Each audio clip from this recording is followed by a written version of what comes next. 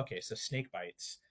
First of all, we should narrow this to North America. There's a lot of don'ts. Okay, don't put a tourniquet or any sort of constricting band on a crotalid envenomation, because all you're going to do then is trap that venom in the compartment that you've created right above that envenomation, and that venom from those snakes tends to break down tissue, tends to break down blood vessels and vasculature, tends to cause a lot of edema, and all you're going to do is just dramatically increase that damage in that space that you have basically cut off beneath that tourniquet and trap that venom. Okay, so nothing constricting, no ice for the same reason.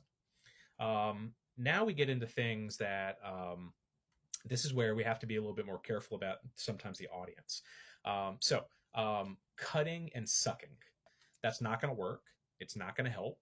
It's mostly just going to cause, if anything, it's going to do basically destruction to local tissue. Okay, so they don't work.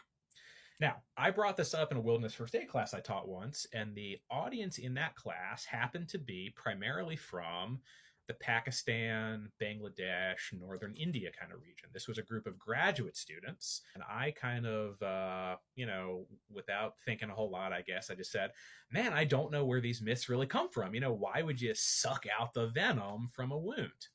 And one of those students raised their hand. They said, this is widely taught where we come from, because we don't have a highly developed healthcare infrastructure.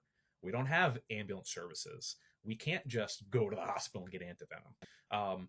We're going to do whatever we think we can do to try to buy some time, because it's going to be days before any sort of organized medical care is available to us or comes to us. So if we think that we can suck out some venom real quick, we're going to suck it out.